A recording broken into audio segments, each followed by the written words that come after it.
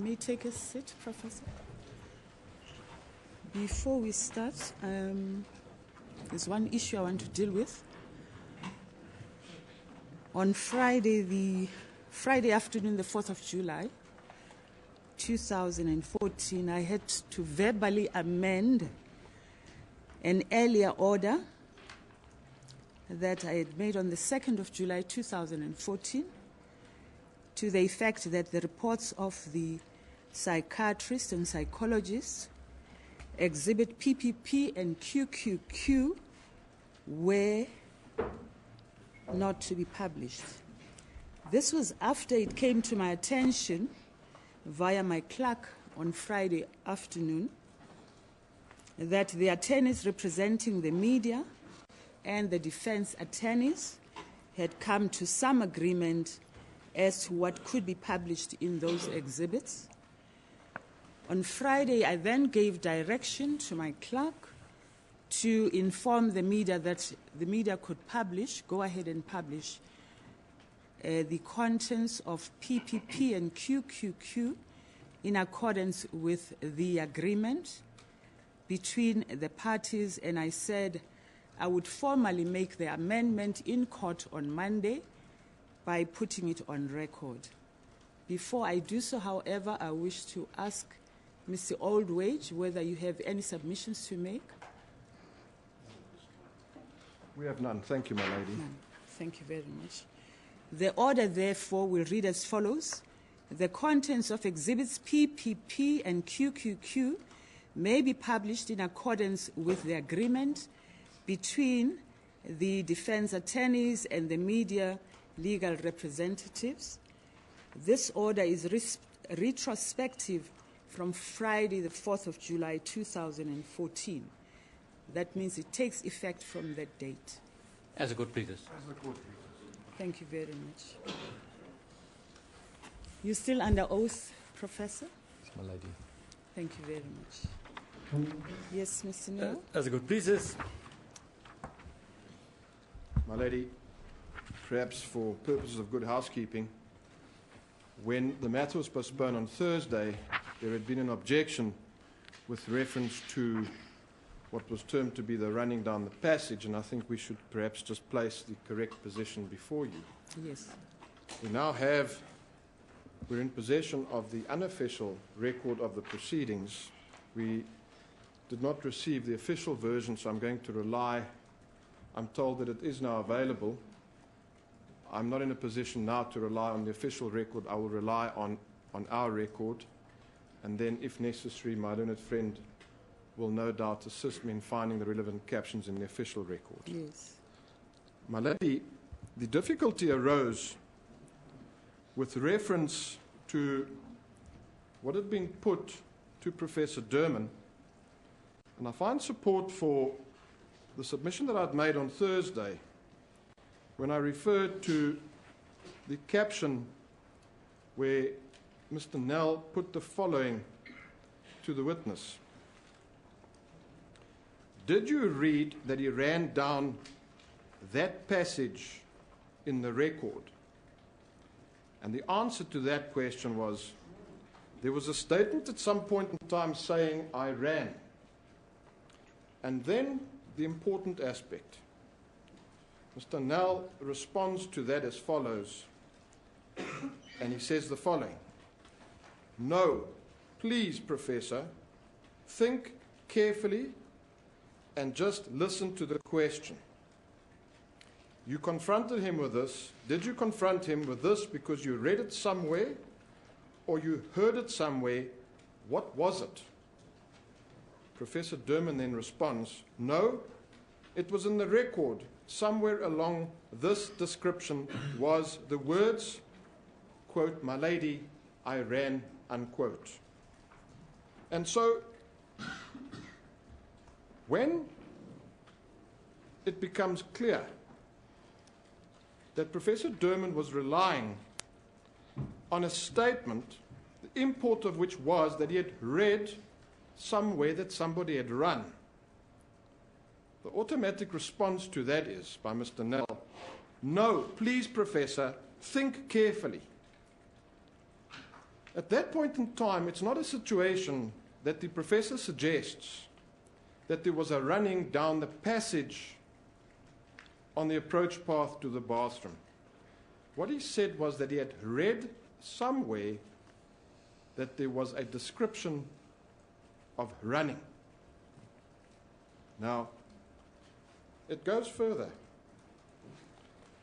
Professor Derman also says, I don't say that that was where I saw, quote, I ran, unquote. So it's clear.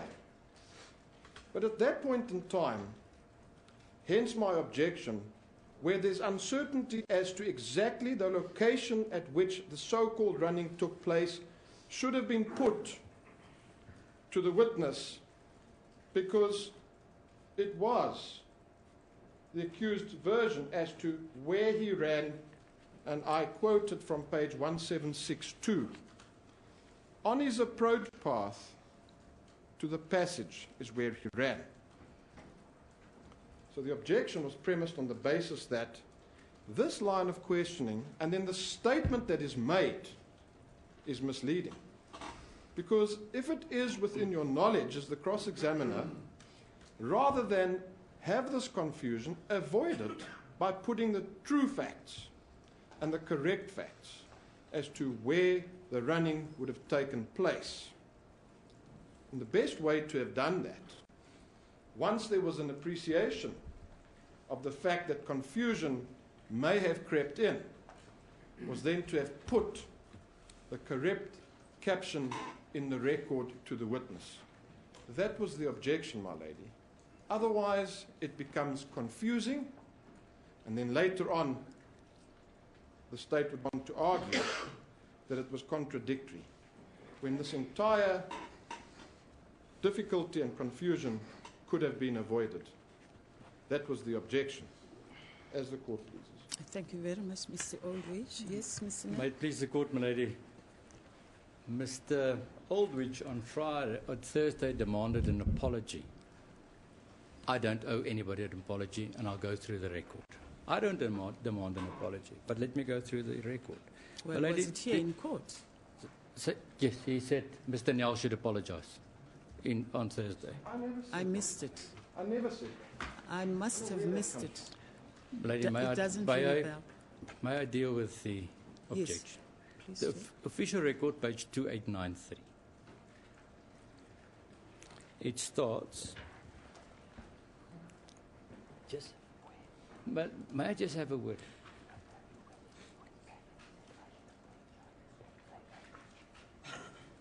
May I just have a word with somebody behind Yes, me? before you do, did you say 289?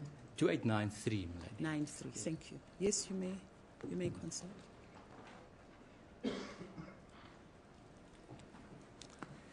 My lady, the reference that's important is I put him at line 1, 2, 3, at line 4. Let us deal with it, as it will please, my lady. I will rephrase. Just 1 minute. Are we dealing now with Thursday? No, we're now dealing with the objection, my lady. Yes, the objection on Thursday. On Thursday, Yes. indeed, my lady. The accused armed himself, make his gun ready to fire, walked down the passage, had a lookout for people that may come from the front. What is his intention now, as far as you're concerned? That's a question by me. The response is, as far as I understand it, and this was where I specifically asked him, because one of the elements in the record was a comment from the accused saying, "My lady, I ran."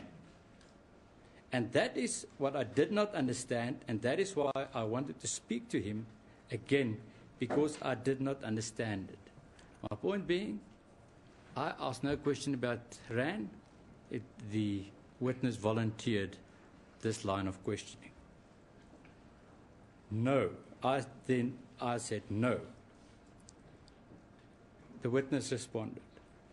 Line 12. So I understand that he moved down this corridor. I was interested in how he moved, but it's important. So I understand that he moved down this corridor. I was interested in how he moved, and I understand that he moved on his stumps with one hand against the wall, with the other hand out in front of him. we're dealing with a corridor. I've followed it up. Did you read that he ran down that passage in the record? The answer. There was a statement at some point in time saying, I ran. Then, my lady, lines 23. I say, you see, that is because we don't have all these notes. There is nowhere in the record or in his evidence that he ran down that passage approaching the bathroom. Nowhere. Why would that have concerned you? So, my lady, there could have been no misleading of this witness. Every time I refer to running down that passage or down the corridor. Mr. Aldrich now got up this morning, and I can still remember this morning, when he said, the way I framed the question could be perceived to be misleading. Lady, I've now read. I've never referred to running without referring to the passage. Then, at page 2894, the answer by the witness. Because, sir, that is, my lady, that is when I asked him how he moved, because that was the purpose of bringing him back to see me, because I wanted to clarify. But I know that he moved down that corridor. I do not say that is where I saw I ran. In fact, he stated to me that he moved slowly down the corridor with one hand against the wall with a gun in hand. I'm reading large sections of the record, but otherwise it would not make sense. It was followed up. You see, I find it interesting because, in fact, you stopped me and you wanted to tell the court that this is the one aspect that you dealt with, and I'm now telling you, I don't want to confuse you. You stopped me and you wanted to say there's one other thing that you want to tell the court, and that is the ran. The witness answered, no. I was explaining to you why I brought him back, and when he described to me how he moved at this point in time down the corridor, I then said, because you read somewhere that he said he ran down the corridor. Yes. Where did you read this? It was in the record. My lady, the objection was that my questions may have been misleading. My lady, every time I referred to running in this instance and where it started, I referred to running down the corridor.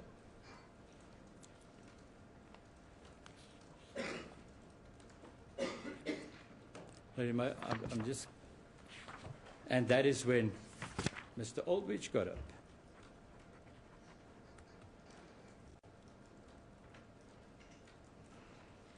But I have not in any way asked a question that could be perceived as misleading. I referred in all my questions to running down the corridor. I used it because it was initiated by the witness. Therefore, my lady, I don't think it was an unfair question. As the court pleases. Thank you. Yes, My Mr. lady, Aldrich. I need to simply make reference to what is to be found at the tail end of Mr. Nell's submission when he says, I never said down the corridor. The point is simply this, and the record goes even further. Mr. Nell puts it that when on the first occasion from the bedroom he ran to the bathroom, you read it somewhere in the record, and I'll go further yet again. Firstly, you yourself linked the ran evidence to this occasion when he armed himself and he was on his way to the bathroom. Now it must be, with respect, very clear that that is misleading. Because there was running on the accused's version from the time that he had armed himself to where the passage begins. If Mr. Nell knew, which he did, that there was only a reference being made to running down the passage, and why is it not that he puts that to the witness? He says all he speaks to is the running down the passage, but when we look at that very first caption that I've just quoted, that's not the case. He speaks to running from the time that he armed himself in the bedroom to the bathroom. And we know that the evidence is that after he'd armed himself, there was running to the beginning of the passage. That is the reason why we have this misleading event. and uncertainty, as the court pleases. Just 1 minute. Just 1 minute. Are you saying it's misleading to ask whether the witness got run from the record? No, my lady. No. And I come back to what I'd originally said. Mr. Nell asked the question, did you read that he ran down that passage in the record? Yes. And then the witness responds and he says, there was a statement at some point in time saying, I ran. Mm-hmm. So he had picked that up in the record, and correctly so. Mm-hmm. But what he had picked up was the reference by our client, the accused, to say when he ran.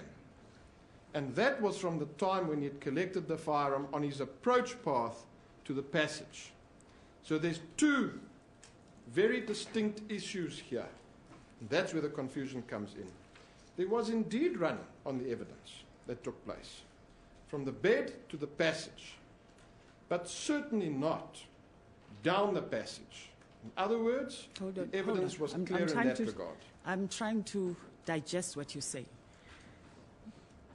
Are you saying Mr. Nell said, this is what the accused said? No. You're not saying that? No. Okay. Then no, yes. That's not what I'm saying. Yes. I'm saying the confusion as to when the running took place could have been avoided if it had been put that there had indeed been running, but not down the passage. Because that's not what Mr. Nell had put. But the confusion arose when the professor answered that there was a statement at some point in time saying, I ran. And the immediate response by Mr. Nell is, no, please, Professor, think carefully and just listen to the question. And my submission is, if that distinction had been drawn then to provide clarity and certainty as to when the running had occurred, this confusion would have been avoided. But it's for the witness to say, well, as far as I can remember, I only saw ran. I'm not sure whether it was before or after. That's what he said. That's what the witness said. He said at that stage, all he could recall was that he had read about running. But there was no specifics in his evidence as to when this running occurred, my lady. That was his evidence. Hold on. So you are saying there's running down the corridor. You don't know whether it was towards the bathroom or from the bathroom to the bedroom. I don't want to have that confusion reign, my lady. One thing we're sure about is that Mr. Nell had put it that there was running from the bathroom back. And with respect, that's got nothing to do with this incident that I'm referring to. We're merely now talking about the approach to the bathroom. And I'm saying the distinction should have been drawn between running down the passage, which never occurred, as opposed to running from the bedside table towards where the passage starts. That's the confusion. Not at all with reference to the return from the bathroom when there was running. That's my point. Yes. So all I'm saying, this is my submission, is if a distinction had been drawn as to when the running had taken place, because, my lady, with respect, the witness drawn could not by recall. Mr. Nell, is that what you're saying? Yes, indeed. But Mr. Nell wanted to know where he got run from. The witness didn't know, my lady, and he said so. He said all he could recall was that he had read it. But there was no certainty in his mind as to when and at which location that took place. Okay, thank you. Anything else? Those are my submissions. Thank you. Thank you very much. Maybe I need to read the record myself before I can come back to counsel. Lady, it is not such an important issue. If I have to say, I could have been more clear, I'll do it, my lady. Because I don't know where this objection will lead to. I would like us to continue with the evidence. We are going to continue with the evidence. If the objection is, Mr. Nell must stand up and say, he should have made it more clear. Here I am. Should have made it more clear. Okay. You're saying there's no reason for me to go back to the record and read it? If Mr. Aldrich can tell the court what he wants me to say. If he wants me to say, Mr. Nell should have made it more clear. Here I am, I'm saying to the court, I should have made it more clear. I'm in agreement with that. Thank you, my lady. Thank you very much. As a court, please. I'm indebted to counsel. Please proceed. As a court, please. Did I ask you, Professor, if you're still under oath? Yes, my lady. Thank you very much. Professor Durman, let us just deal with some of the issues that we dealt with on Thursday. And one of the issues where I want to start is what your report is not. Do you understand that? It's not a forensic report, am I right? That is correct. It is not a report dealing with culpability. My lady, that is a legal term. I'm not here to speak about culpability. Yes. It's not dealing with criminal capacity. No, it is not. Great. Now, your brief, and but whilst we're dealing with a record, and I know I had to admit I was wrong, I want to refer you to the record. You said, Professor Durman, that you read in the bail application of the incident with Gravenstein and De Vares, where the accused got up in a startled response. Can you remember that or not? Yes, that is correct. Good. Whilst we're dealing with the record, have you had sight of the record over the weekend? Yes, I have. Who gave it to you? Just forwarded to me by counsel. So you read the record? Yes, I've read relevant parts of the record, not all of the record. If you say the record was referred to you by counsel, what record was referred to you by counsel? The record of the transcript of Thursday and Friday, and also the record of court proceedings from previously. Good. Is it still your evidence that you read in the bail application that De Vares and Gravenstein described the whole incident where they were watching a movie? Yes, that is correct. Is it still your evidence that you read it in the bail application? As I understand it, yes, that is correct. If I put it to you that you're wrong, it's not in the bail application, what would you say? I don't know that. All I know is that that is what I have been informed, that was the bail application. No. So, wait, let me understand that. Okay, let me understand that. You were given the bail application to read. I was given a document to read. Now, listen carefully, Doctor. In your mind, you were given the bail application to read, yes or no? I was given a document to read, my lady. I believed it was the bail application. That is what I had been informed. Who informed you that you were reading the bail application? Counsel informed me. So, in a document you read, counsel said to you, this is the bail application, and you read about that incident. That is correct, my lady. I put to you, Mr. Durman, it's not in the bail record. It's not in the statements attached to the bail record. You are wrong.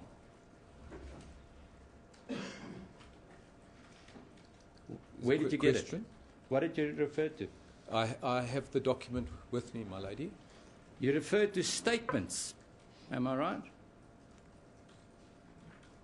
My lady, I have no knowledge what they are. I was told it was the bail application. I told you that that was the document that I have. I find it strange that you would make it so clear and that it's a bail application. I find it strange that it wasn't corrected whilst you gave your evidence.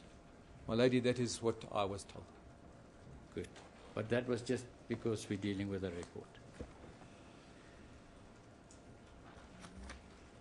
Now, you remember we dealt on Thursday with you being the treating physician and giving expert evidence on behalf of the accused. Can you remember that? Yes, my lady, I can. Now, you said that you don't think there is conflict of interest to be able to do that? My lady, I believe my report and my submission and my being here is as objective as I can be, and I acknowledge that I am his treating physician, and wherever I can, I've backed up my representation with scientific evidence. But we know that your brief was very subjective. Or don't you agree with me? My lady, there were three parts to my presentation. One was my knowledge of Mr. Pistorius. One was my knowledge of disability and issues to do with disability. And the third was the physiology of the flight and fight response. Now, I asked you a question on Thursday. What was your brief? You remember? You read it in the record. I remember you asked me that question, my lady. And you described your brief in subjective terms. Can you remember that? Have you read it? No, I can't remember it. I'll read it to you. Page 2850, line 10, my lady. My brief was to detail my experience with Mr. Pistorius. Inasmuch as I have been looking after him for 6 years and my experiences, anything that might be relevant, and then to detail any of my observations with him and anything that I might find relevant to this matter. Now that is totally subjective in the way you described it. Am I right? Well, I'm not sure. You're not sure if that's subjective. Yes. My brief was to detail my experiences with Mr. Pistorius. That's subjective. That's subjective, correct? Inasmuch as I've been looking after him for 6 years, and my experiences must be subjective. That's correct. Anything that might be relevant, and then to detail any of my observations, that's subjective. Well, I think that observations could be objective observations. Typically, as a physician, that's what we do all the time. We make and report objective observations. One is objective in one's approach. Can I just ask you if, and I'm just asking if, because I have a difficulty with let me rather rephrase. I will argue that you're unable to be objective because you're the treating physician. So I'm going to ask you a question based on that. If Mr. Pistorius was a family member, would you have had a problem in being an objective expert? Yes, I would have. Okay. Now we have it. So we have some parameters at least. I would not have given evidence as an expert where a family member wasn't accused. Is that correct? Yes. Okay. Now,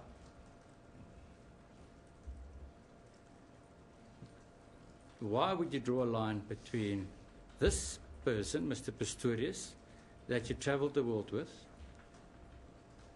you spent lots of time with, and a family member? My lady, very simply, because he is not a family member. He is one of a team of individuals that I traveled with.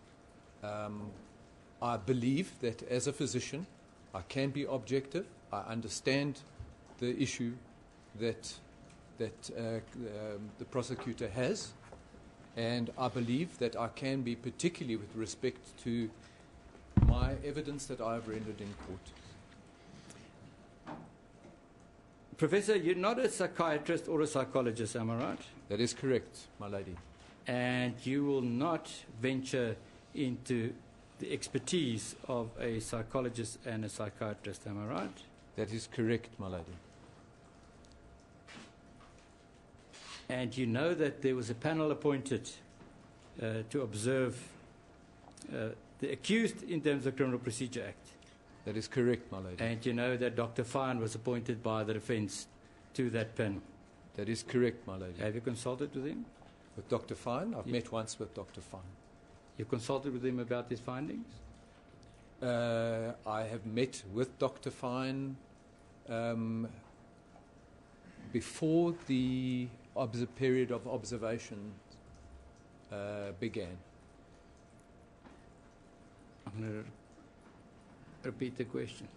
I've Yes, I know you know what the question is. Please answer it. I've met with Dr. Fine before the observation began. I have spoken to Dr. Fine after the consultation was concluded. About his findings? Yes, my lady. You commented on Dr. Scholz's report, am I right? That is correct. Do you feel yourself qualified to do that?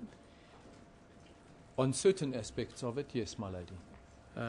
On the psychological test he did, are you entitled to comment on that?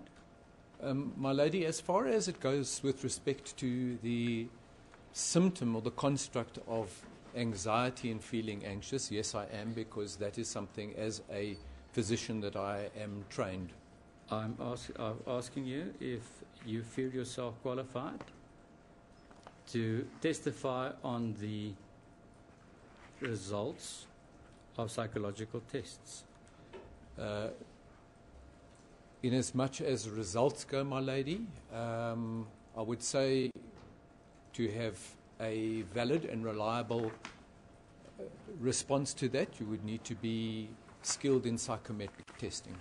Now, I'm asking you the question for the third time, and I find it troubling that as an expert you don't answer the questions. Because I will argue, you don't want to. Answer the question. Do you feel yourself qualified to comment on the psychological tests and the results thereof? My lady, as a clinician, on certain aspects and on reading that, the interpretation has already been made. I am commenting on a interpretation of a test. For example, we do a lot of work with concussion, and we have neuropsychological testing. And the neuropsychological testing that we do with relating to concussion is done by a psychologist that is skilled in that. But then they give to me the results of those psychological tests. And then I look at the interpretation of those tests, and I then apply that knowledge as my skill as a physician. So actually I do feel entitled to comment on them because that is what I do in clinical practice. But what you did as far as Dr. Scholz's report is concerned, you went a bit further, isn't it? You commented on the result of 70 instead of 71. Are you entitled to do that? My lady, I merely looked at a cutoff, and there's a very clear distinction on where a cutoff is in that. Where did you get that? It was in the report. Can you refer me to it?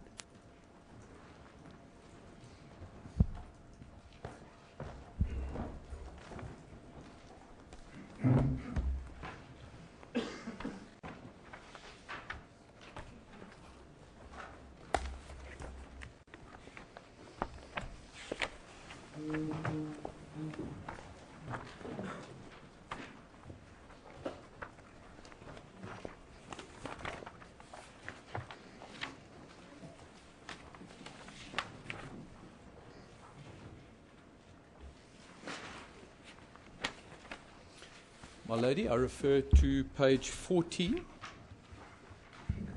of the results. Exhibit. Q, my lady. Thank you very much.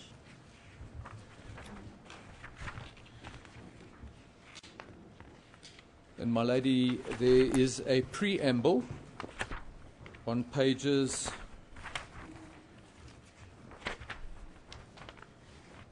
9 through to 13, which describes fully the personal assessment inventory and then the results of the personal assessment inventory. And then it describes quite clearly what the cut-off scores are, which are problematic for diagnoses.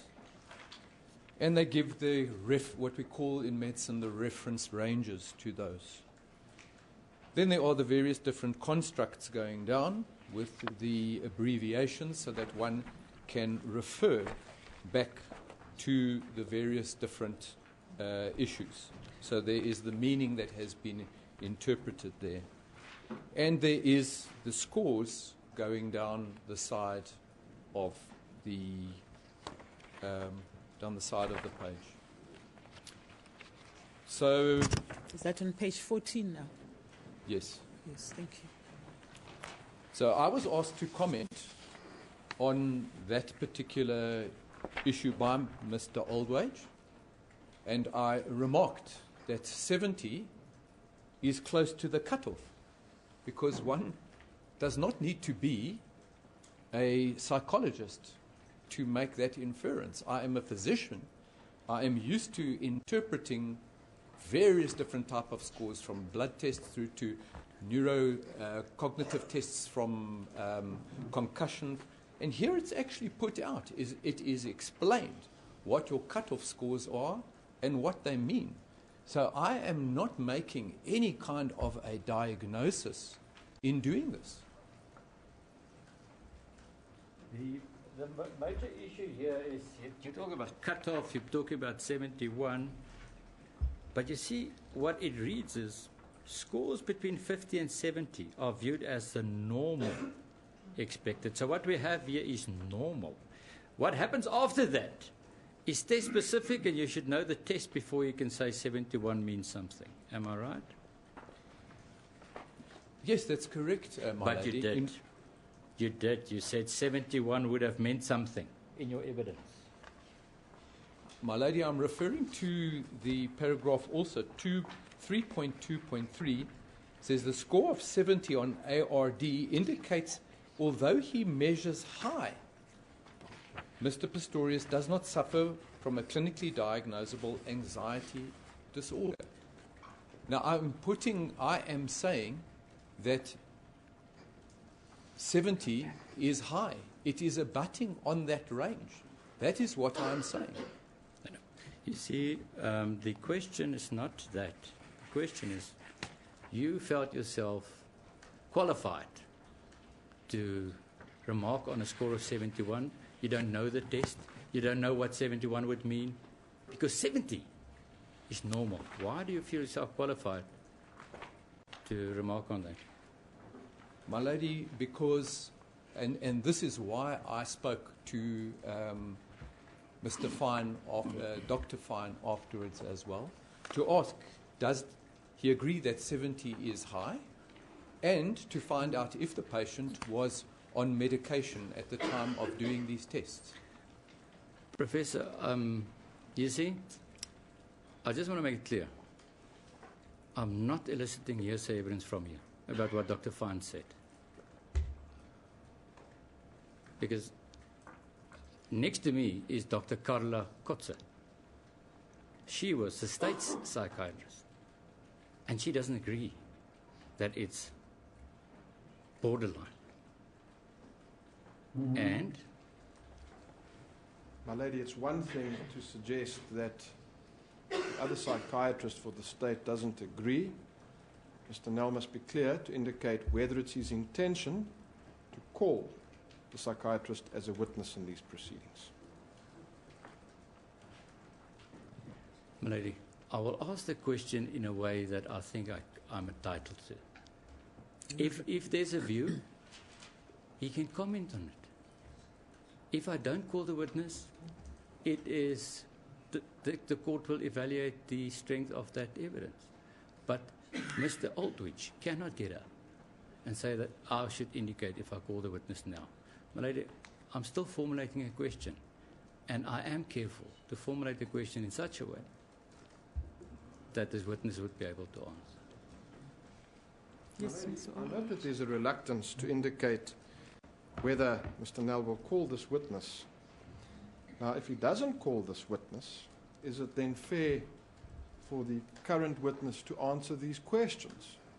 Because if we must accept his mere say-so, it amounts to hearsay, because there's no way that we can test whether in fact the statement that is being put is accurate and correct.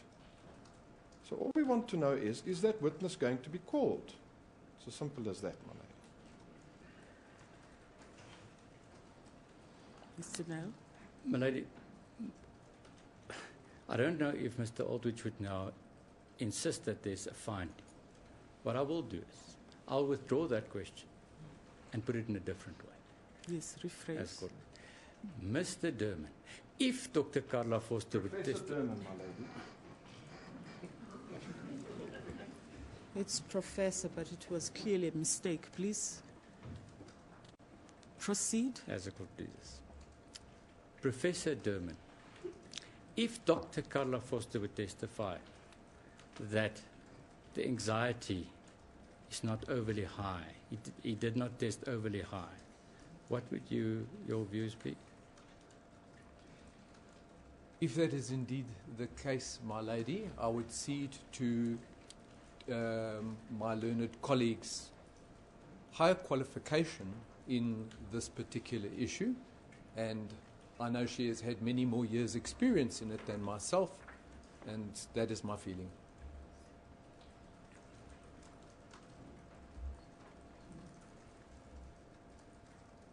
You see, Professor Derman, if I read the record, you indicated that a score of 71 would have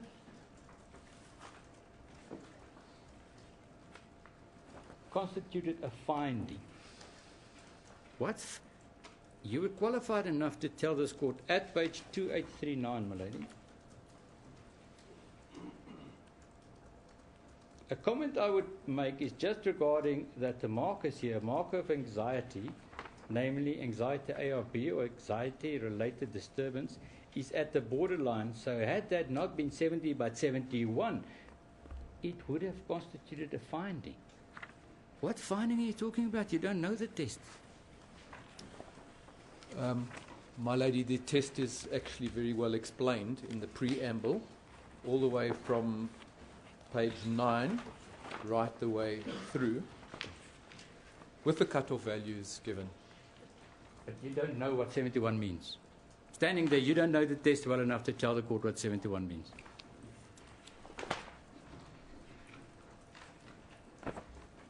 My lady, for the construct ARD, it says the ARD scale measures clinical and behavioral features of 3 areas of symptomatology related to specific anxiety disorders. It states it quite clearly there, what it's related to. None of this involves me making a psychological or psychiatric diagnosis. In nowhere have I done that and usurped the role of any of my fellow professionals there.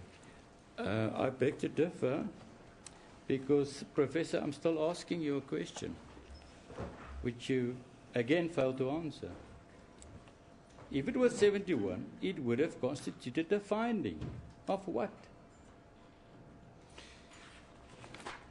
It would have constituted a finding of being high with related to the construct of, or the measurement of ARD. Yes. So, my lady, the question that I have is that correct or not? That is what I'm now, I don't know, I've answered the question 3 times. No. Firstly, Professor Derman, as a witness, an expert witness, you would know that you're not entitled to ask questions, but you should answer questions. Do you know that? Yes, my lady. Good. I'm dealing with your evidence, sir. You said in evidence in chief, If it was 71, it would have constituted a finding. Why did you say that? And why do you think you're qualified to say that? Because the parameters, my lady, had been clearly laid out in the preamble. And my lady knows that these constructs of anxiety are not foreign to me. My lady, I presented work that I have done, research of my own in the areas of anxiety and depression. I presented the abstract that has been peer-reviewed and presented on an international scale. And these are issues to do with things that I'm working with every day. Okay. I've done science in this area. I'm going to ask you if I argue the following. Your evidence that 71 would have constituted finding is not in the report by Dr. Scholz, am I correct? Nowhere does he say 71 would have constituted a finding.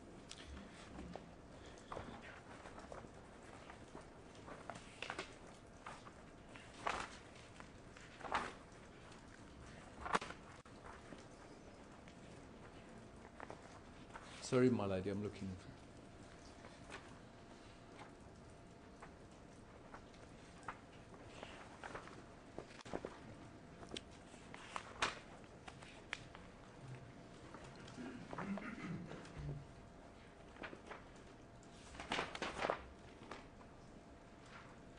I'm referring to this paragraph. It says the score of 70 on ARD indicates that although he measures high. What page? That is 3.2.3. It's page 15, my lady. Now, my lady, here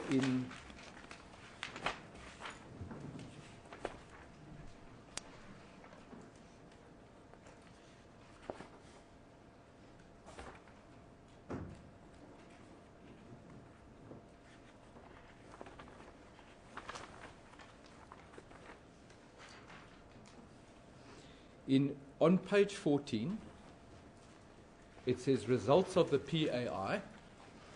Mr. Pistorius' results are indicated below. Scores between 50 to 70 are viewed as the normal expected response. All the significant scores are indicated in bold. And then it goes on and it says the construct of ARD is 70. And here in 3.2.3, the score of 70 on ARD indicates that although he measures high, Mr. Pistorius does not suffer from a clinically diagnosable anxiety disorder. And I mentioned that if that was 71, then it is a different finding. So one, with all respect, don't need to be a genius to actually determine this. One don't need to be a genius, but one need to be a psychologist. Do you agree with that? I've never said you're a genius or that a genius wrote this. And that is a sarcastic remark, but I take it. But you need to be a psychologist. That you will agree, isn't it?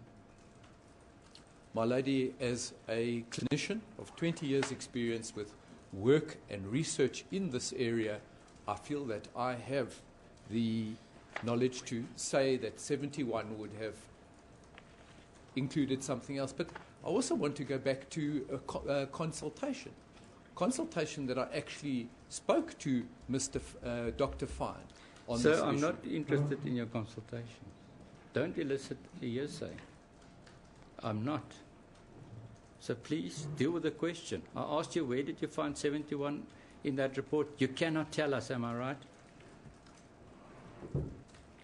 No. Good. 71 does not exist in this report. Good.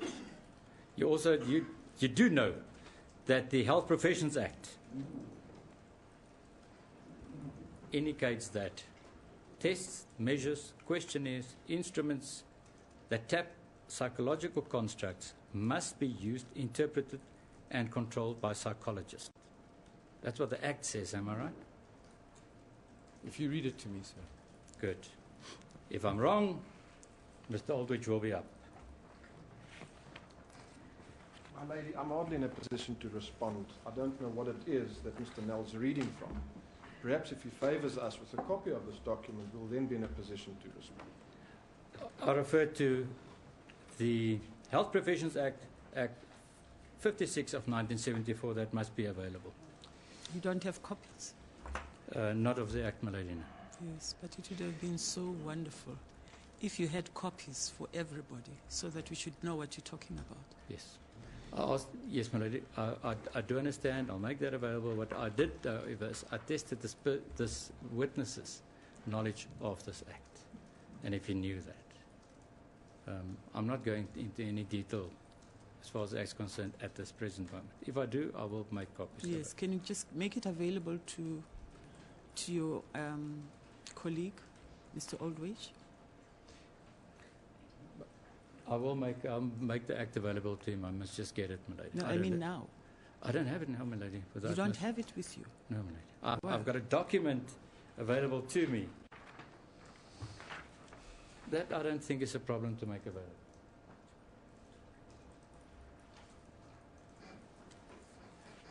The document I'm making available, my lady, is the Professional Board for Psychology, the Health Professions Council of South Africa policy on the classification of psychometric measuring devices, instrument methods and techniques. I will mark the specific portion that I just read out so that it could be checked. Professor? I'm indebted, thank you. Sorry, my lady. May I please comment on, as I've been thinking here while listening to argument. My lady, in clinical medicine, there are usually 3 stages of assessment of everything. There's a history, there is clinical examinations, and there is special investigations. Special investigations range, and we use them all the time, anything from a laboratory test for blood work to an EEG that might be commented on by a neurologist, to similar psychological testing that we use in concussion. And whilst I understand that the conducting of the test and the interpretation of the test are the domain of those professionals that do those tests, when they are presented again to the clinician can comment on them and can question them and to ask for clarity on those results. So that is what I'm saying. Are you done, Professor? Excuse me? Are you done? Thank you, my lady. Good. Now, Professor, I'm just asking you a question. Do you know that not even psychiatrists will comment on psychometry? It's not in their area of expertise. Do you know that or not? I do not know that. But one unbelievable aspect that we tend not to read is page 15, 3.2.3, where the psychologist not only relied on the test scores, but he also relied on clinical findings and collateral information. You agree with that? I agree. And in this report, you don't know what that is. No, I do not. But still, you thought that you should just... one other thing. At page 14,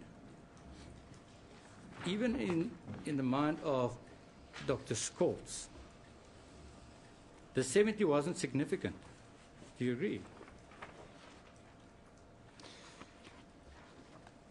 My lady, he does place that he...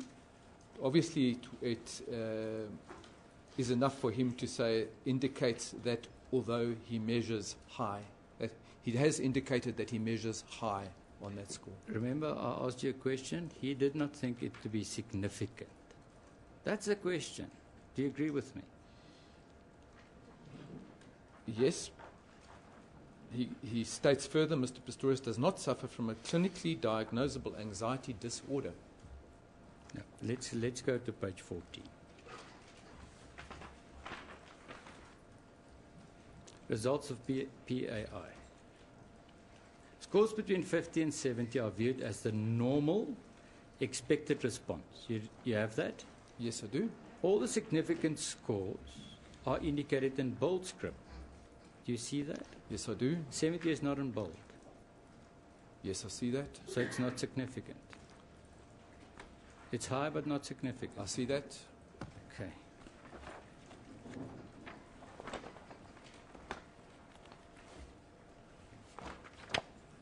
Do you know the DSM-5?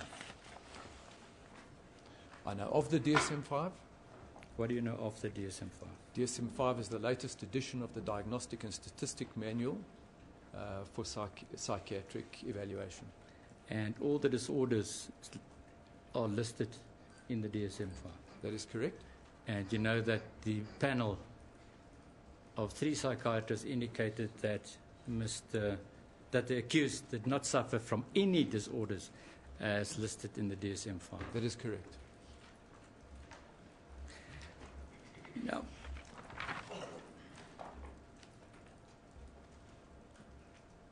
I just want to come back to running. And I want to ask you this question, and please, if you don't understand it, let's make sure that we both understand the question. When you asked Mr. Pistorius why he mentioned RAN, he demonstrated something to you. Yes, that is correct.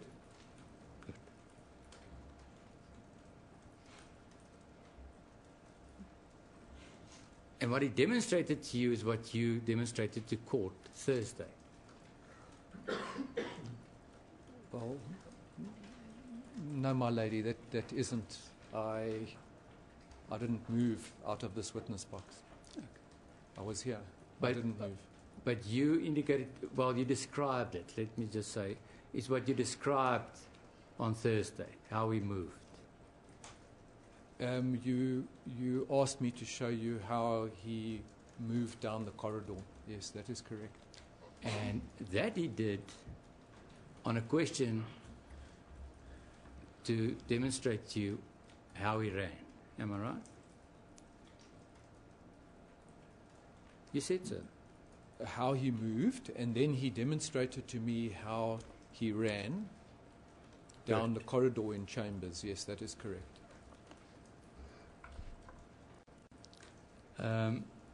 So, Mr. Pistorius, in fact, described to you how he ran, or demonstrated how he ran. He demonstrated to Yeah. me how he ran.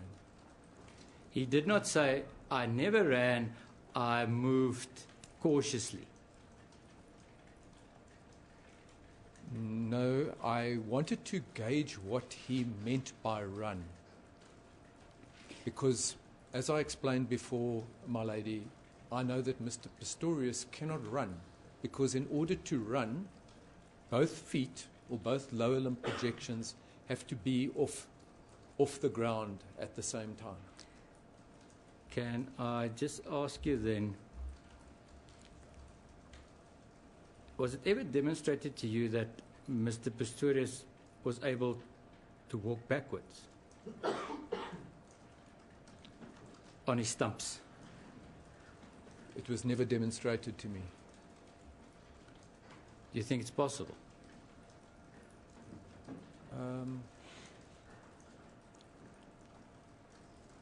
I've never seen him walk backwards, but I don't see why it should not be possible. Okay. Apart from the demonstration in the corridor, did you see any other demonstration of the accused running? No, I have a number of times when we have been travelling, seen him moving on his stumps. from bed to bathroom and around his room. That is the only time I've seen it. Do you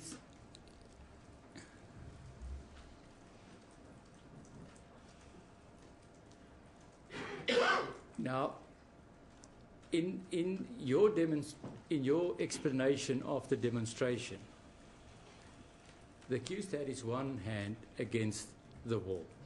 Am I right? Yes? In all demonstrations that you saw, he had one hand against the wall.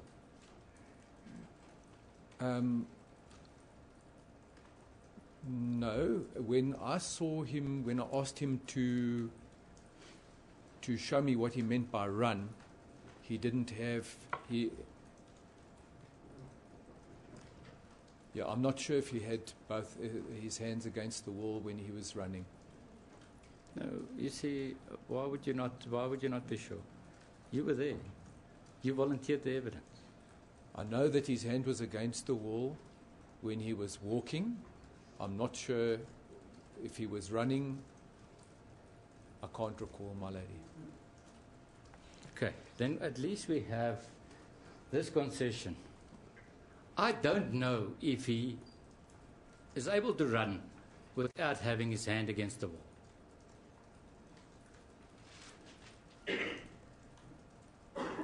Am I right?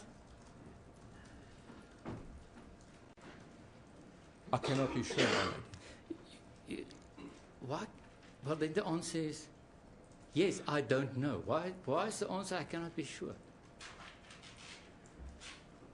Because that's how I answered it, my lady. No, the answer is, the question is, you don't know if he's able to run without having his hand against the wall. The answer must be, yes, I don't know.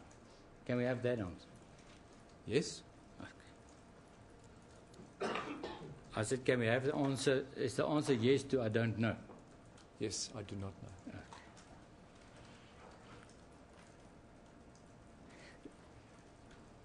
Now, just think back, your demonstration of the accused running, his demonstration to you. The gun must have been in his right hand, am I right?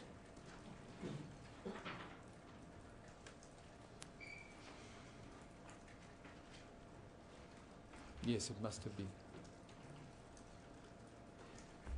But I'm thinking now, in fact, if when I asked him to run, there was no gun at all. I can't even remember if his hand was outstretched like this when he was running.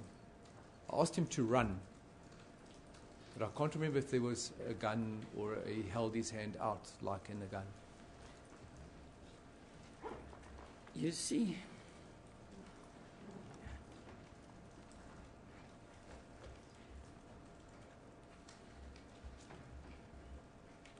I find this answer interesting.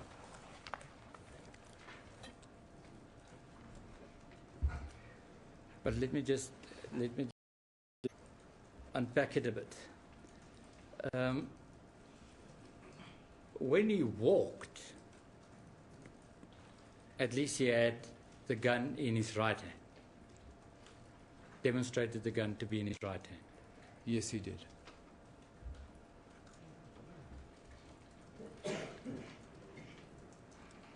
You see, Professor, let me just get to the specific evidence.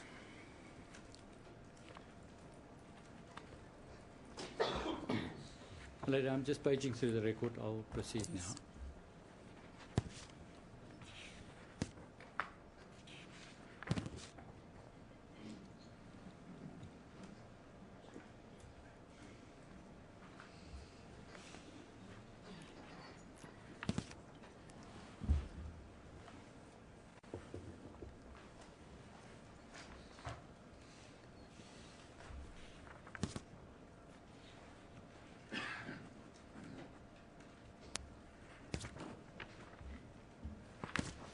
I will get to, during the break, to the record, or we'll get to the record now. My recollection is, if when I'm wrong, I'll apologize again. When you asked him how he ran, that gave rise to the demonstration that you explained in court. Am I wrong in saying that? Could you put that to me again, sir? You asked him a question. You wanted to clear up the fact that you read in the record, I ran. You asked him about that. And he demonstrated to you how he ran. And that is what you explained to court. Yes, I asked him, my lady, to show me how you run as fast as you possibly can. That is what I asked him.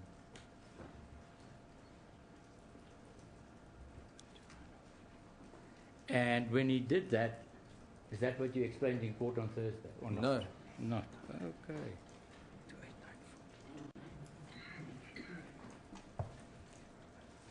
So what did you describe in court on Friday then?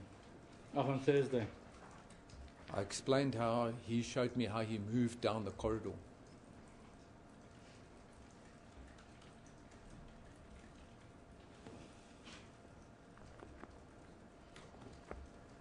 You see, I'm going to refer you to the record, to page 2904, my lady.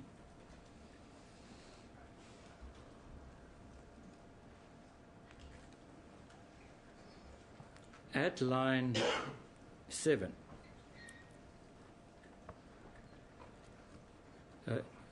Earlier, my lady, at line 4. At line? Will you follow the record, 4. please, Professor? Did you say line? What line? Line 4, my lady. Thank you. Now, can I? I must just understand it. When you asked him about running, there is some demonstration of him walking with his hand against the side structure. Do you have it with you? Can you give me the reference, please? I don't think we've got the same, but mine is 2904. But I'll make it easier for you. I'll send you Thanks.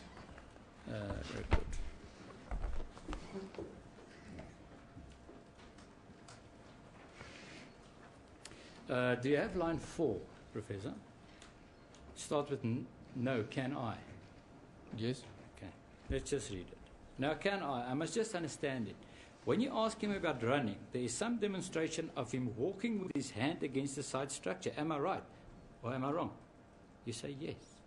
Now, that demonstration was in response to your question about running. Yes. Now, then I say, no, is that so? It is in response to show me how you moved and show me how in what position one walked or one moved, and I ask about running. Show me. I wanted to see what he means by run down the corridor. I make the inference that when you ask me about running, that's what he showed you. My lady, my response to that is this is very confusing here, first of all. The part that Mr. Nell read to me was, no, I must understand it. When you asked him about running, there is some demonstration of him walking with his hand against this side structure. Am I right? Question mark. Am I wrong? Question mark. And then the answer is yes. I don't even know what that yes is to.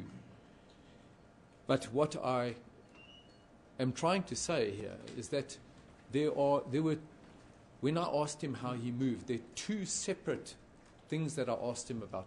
I asked him to show me how he moved, and then I asked him to show me how to run as fast as he can. So that is the truth of the matter. Now, I'm not quite sure what the prosecutor is inferring from this area here. You see, it goes further. Line 20.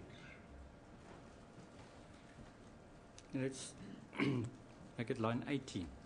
I was specifically interested in knowing how you're able to run on his left stump because I know about that left stump. I wanted to see how this running was. He showed me how he moved down the corridor, and I remember and recall quite clearly how he had his hand out in front of him and how his hip was in external rotation, so that he could hold that area of his left stump in an area that was not on that very painful area. That is, he showed me how he moved down the corridor. I then asked him to show me what's the fastest that he can run, and he demonstrated how he ran. In fact, the question after that, have you shown the court? So, this walking down with it, one hand on the side strut is not running? No. Good. Do you know when he ran on that night? It's still not clear to me. You've read the record and it's still not clear to you. I have read the record, but if we want to go and speak about that, if we can have the record in front of us, and then there will be no confusion. And I'm asking you, as you stand there, you're the expert, you're giving evidence. Do you know, and what's your understanding, when did you run on that evening? My lady, I am not an expert in this record. I'd want to have the record in front of me. You're welcome to. As you stand there, what is your understanding, when did you run? There was a mention of running before he got to the corridor, and then at some stage later there was a mention of running, if I recall, back to the bedroom. Good. So at least in the accused mind, he ran on that evening. Yes. Now, did you ever see, well, when he ran, when the accused showed you how he ran with his hips and shoulders facing to the front and moving as fast as he could forward. There was no rotational movement. Am I right? I don't get the question. The question is, when he demonstrated to you how he ran with his shoulders and hips facing the front without any rotational movement of his hips. Am I right? Well, when he runs, he does hold the right leg at a certain angle, so particularly the left leg, so he does not touch that painful area on the end of the left stump in contact. And that makes, there is an angle that I've seen on the hips that then that changes his leg length position, and that makes him a little bit like smaller. Yes, but he's running with his chest facing the front. Am I right? That's possible for him to do, and his hips. Yes, that is. Okay. Did you not see him running like that with his hand lifted up? No, I haven't seen that. But that would be possible as far as you're concerned or not?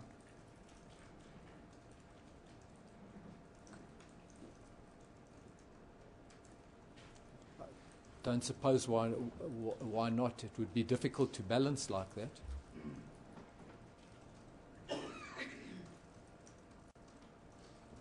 But you don't know if it's possible or not. I don't know. I certainly didn't ask him to run like this with the hand out. Good. Now, Doctor, Professor, I apologize again. I've looked at your supporting documents, and I just want to touch on one or two aspects of those supporting documents. Now, firstly, and we'll get back to this, page 24. Do you have it with you?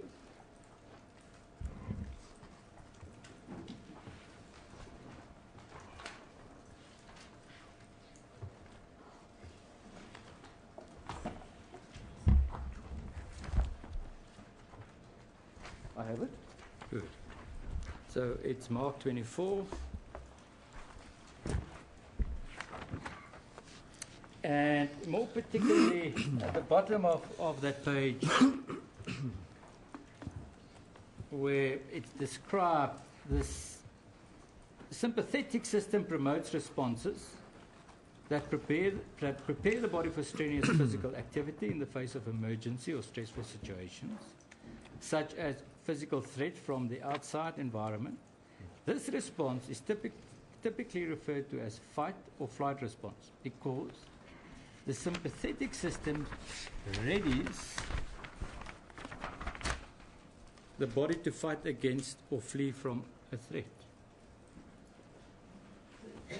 So in fact, that's a positive survival tool that we have as humans. Yes, that is correct. Yeah.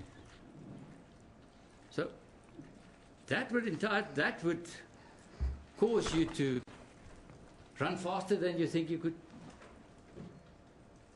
than you normally would be able to. Am I right? Yes, that is correct. Have more power than you think you were, like, lift a car up and all those kind of things. That is possible. Also being vigilant, knowing exactly what is going on around you. Am I right?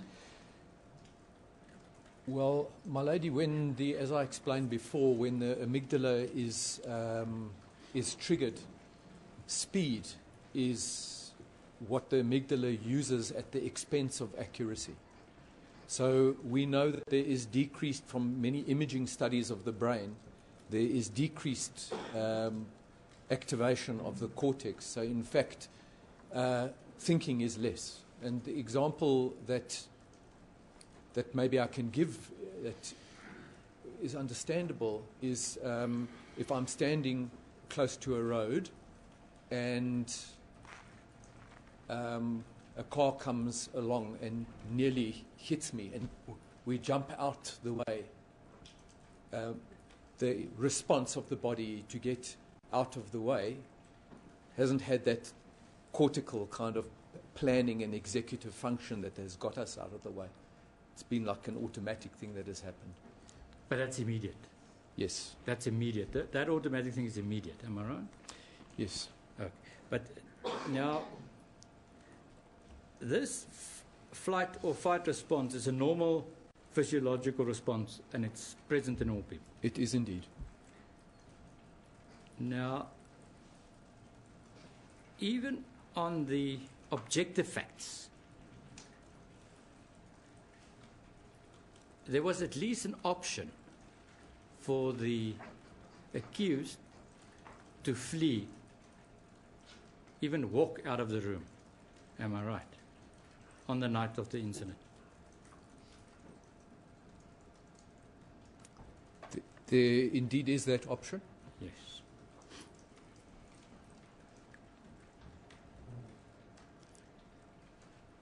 Now, I will get back to this. I was just indicated to you that I'm dealing with the documents that you attached.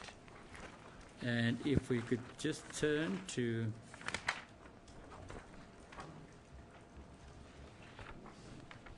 page 31. My lady, can I just go back and just refer to Mr. Nell's last question? He asked me, is he able to flee? I would like to say that he is able to flee in the best possible way that he is able to flee. Might be very different, and as I've explained, the ability to flee like we would normally flee, as in you or I, is different. I don't want that to be considered that I've answered that question, that he can flee and move rapidly like any of us can. He can walk out the door of the bedroom. Walk. He could walk like he could walk. Yes. At his pace, with his limitations, yes. Indeed. He could walk at the same pace that he walked earlier that evening to brush his teeth in the bathroom. He could walk out the main bedroom door. That was available, that option. Yes. He could have. It was possible to hide in the room. It's possible. I'm not saying what he did. It was possible for him to hide in the main bedroom. It's possible. Yes. Now,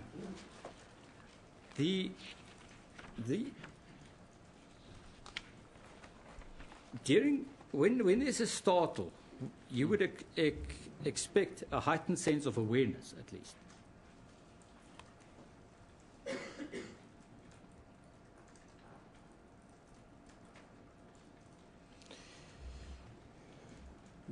When you have a startle, the startle is a very, very rapid response. So it is a response that is it primes the system. So it's that auditory or shock stimulus that the body has that startle response where the eye blinks, where the body goes into a flexion.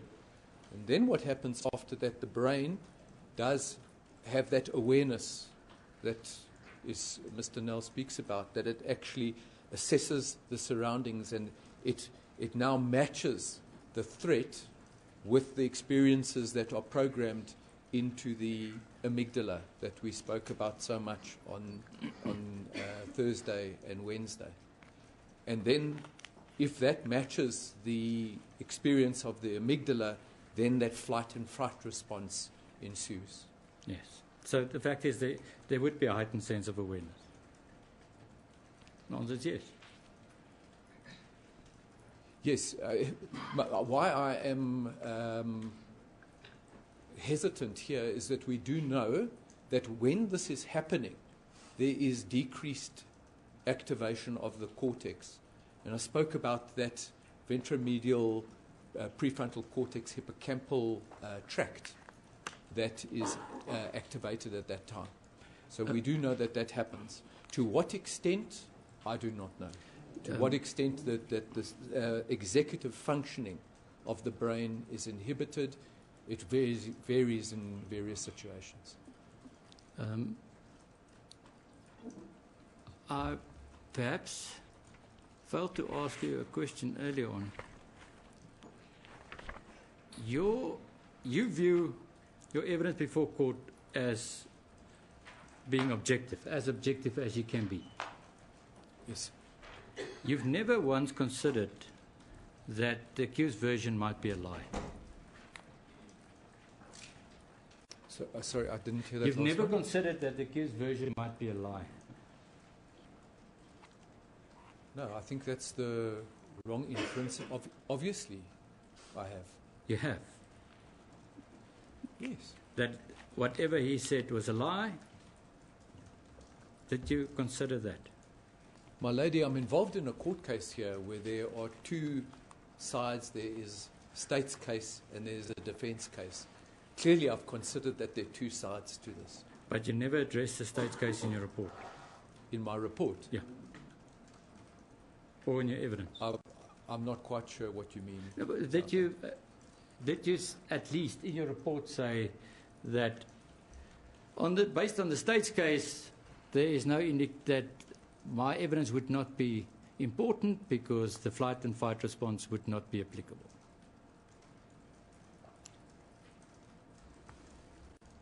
No, because, my lady, I know that any report that I give is open to cross-examination, and you would ask me anything that you were unclear on. Yeah, so the answer is you never addressed this in your report, and neither did you do it in your evidence in chief. I never addressed the state's case in my evidence in chief. Let us deal with page 31 now. This particular article, Prevalence and Risk of Violence Against Adults with Disabilities, a systematic review and meta-analysis of observational studies. Now, I've been through this, Professor, and it's clear, in my reading of it, that it's focused on people with mental illness. The main focus of that article is on people with mental illness. My lady, what they did in this particular study is they went through, it is a meta-analysis, and they went through various different studies. They started with over 10,000 references, and they culled it down to a whole number of good studies that they were able to use. And they clearly there is more data available in these studies on individuals with mental illnesses. Yeah. So that is what I can say. You can see in this particular publication where the data are clearly, when one has more references and more numbers, that is where you get stronger data.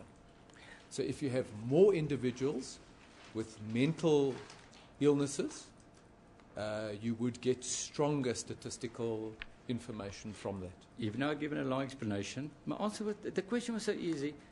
That particular, doesn't mind why, that particular article deals mainly with people with mental illness. Am I right? No, it looks at various disabilities. There were more individuals with mental illness, but there are various different categories, not only mental illness in this particular paper. But what we have is, we have on page 2, that is, let me rather refer to the page in the record, 31, interpretation. Adults with disabilities are at a higher risk of violence than are non-disabled adults, and those with mental illness could be particularly vulnerable. Yes. We'll deal with specific issues, but this is the one study where there's reference to South Africa. You've picked that up? Yes. Okay. There is one study from South Africa included.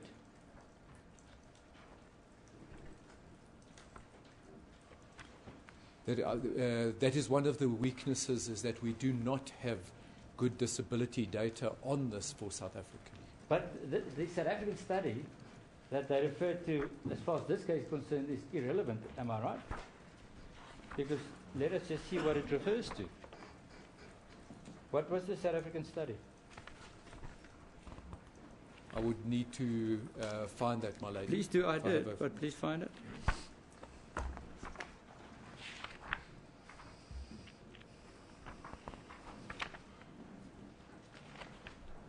It's at page 48.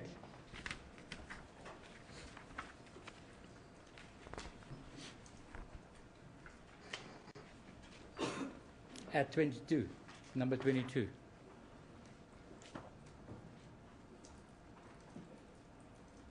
The South African study dealt with abuse of people with dementia by family carers, representatives, and that was a cross-sectional survey. Am I right? Yes, that's correct. So that South African study, for purpose of this case, is irrelevant. Yes, my lady, that's correct. Good. However, sorry, my lady, that wasn't the purpose of me showing this. I mean, Mr. Nell is correct in his observations, but the reason I brought this to the attention of the court was to make the point that adults with disabilities are at higher risk of violence than are non-disabled adults. And that is all.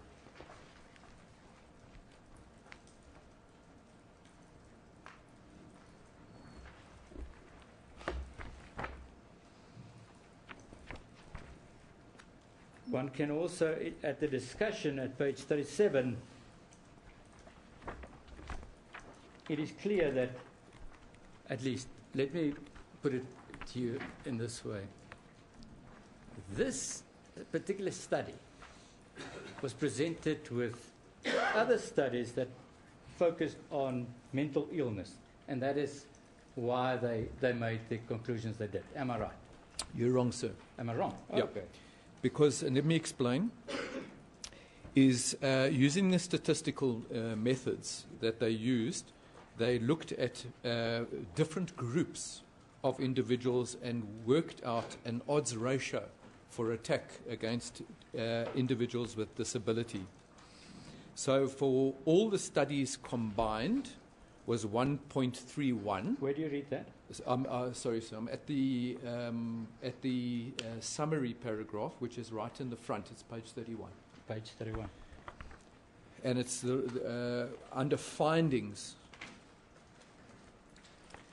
And it says for all studies combined, the odds ratio was 1.31, which means you're at a 31% increase of attack if you of all the studies.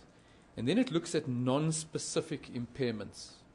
And I pointed out in my evidence in chief that that is where Mr. Pistorius's amputation problem would fit in, under non-specific impairment. And then for people with intellectual impairments, the odds ratio was 3.86. And that's where Mr. Nell is correct in his observation that the focus is on individuals with mental illness, that somehow individuals with mental illness they bear the most brunt, unfortunately, of violence against individuals with disability.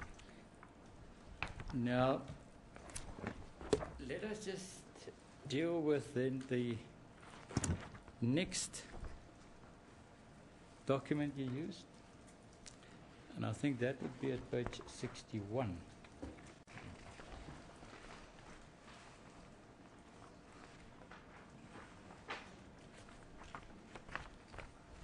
It has a heading, Crime Against Person with Disabilities, 2009 to 2012, Statistical Tables. Are you there? Page I'm 61. There. I am. We're dealing with American statistics, am I right? Correct. In this whole document, the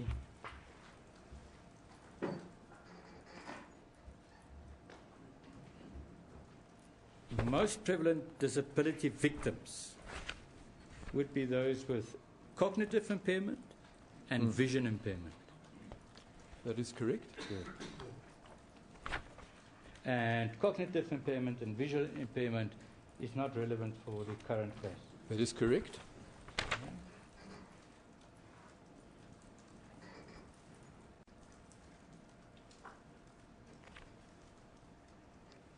And also in this, we're dealing with statistics here, and it's not legal statistics or court documents that they used in this document, am I right? Ooh.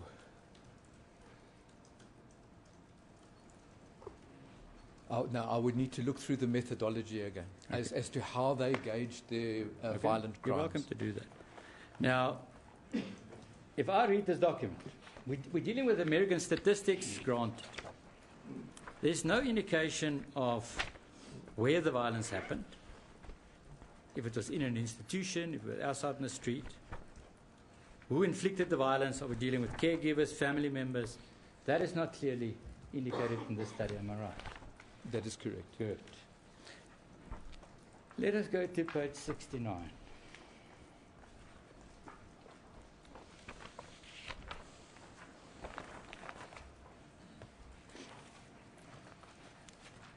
The methodology is it's a self-report survey. Correct. So you go to people and you ask them questions and they answer the questions. So it's not based in official documentation, American state documentation and or court documentation, am I right? Yes, in other words, it's not verified. Yes. Good.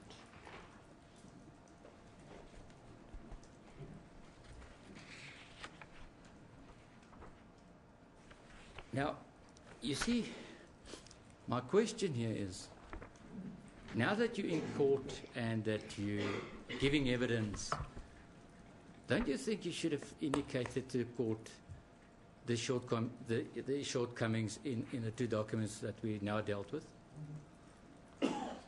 when you testify?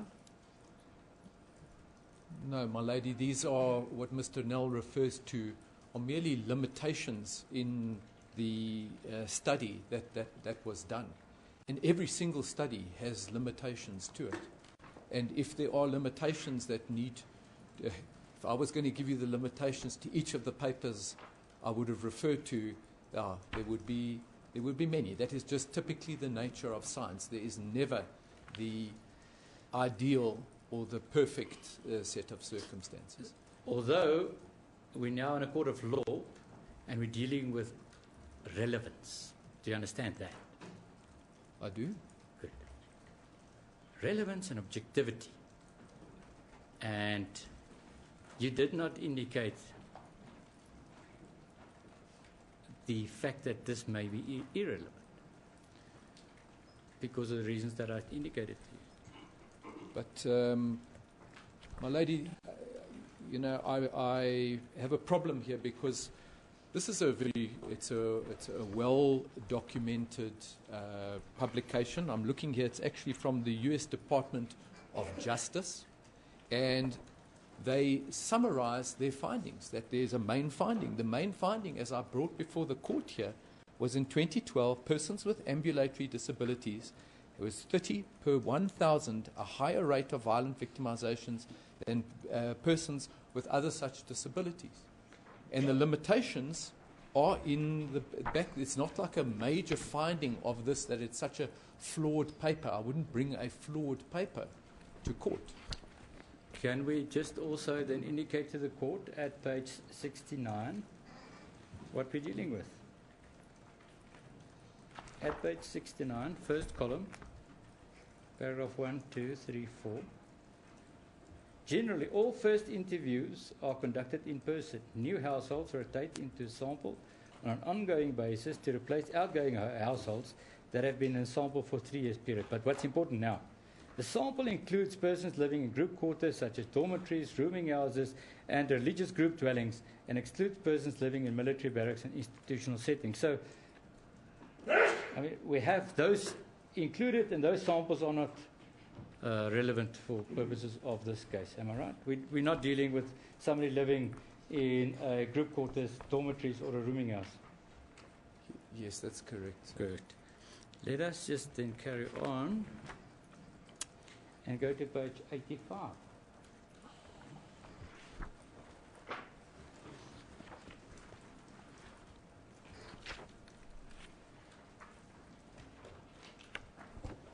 And here I would like to quote counsel for the defense. Aren't you using the study merely to create an atmosphere? And that's not relevant in this particular case at all.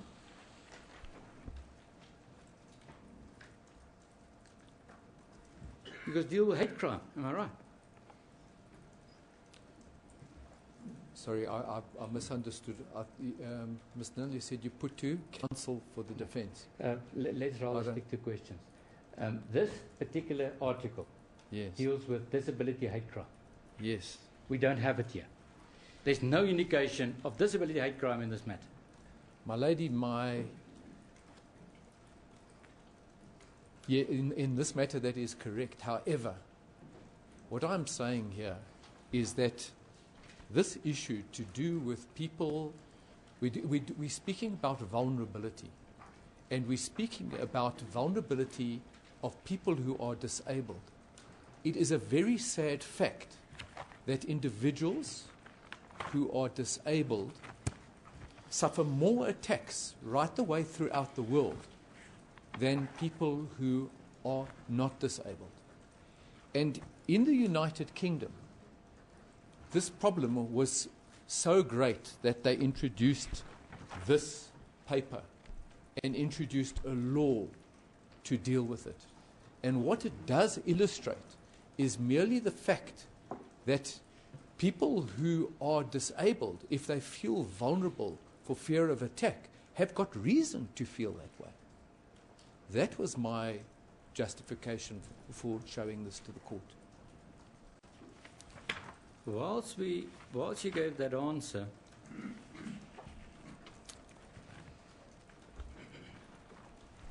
I thought about the word vulnerability.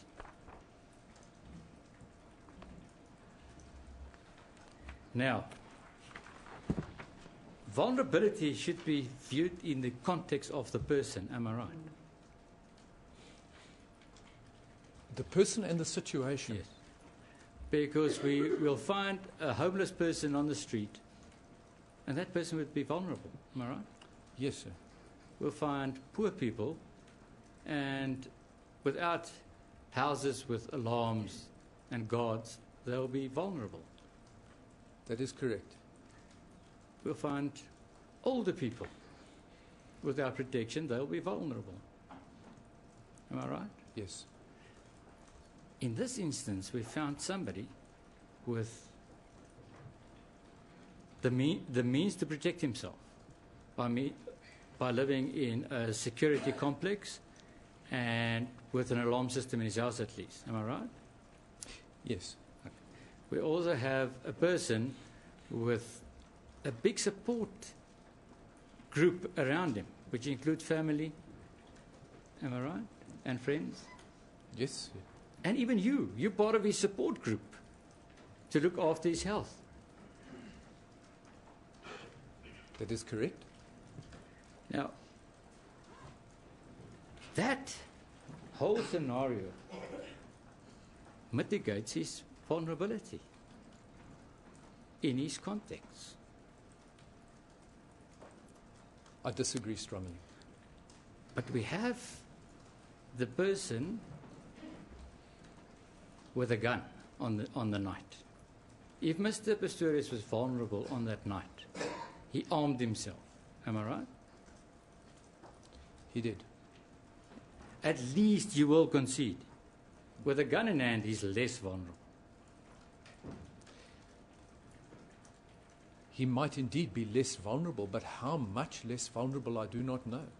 And I can't think if that would reduce his vulnerability absolutely.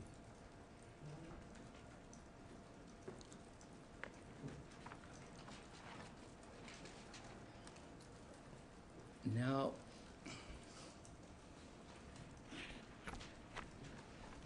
lady, it's 12 minutes past 11. I will move to something new. I would prefer to do that after the tea adjournment. Maybe take the tea adjournment now.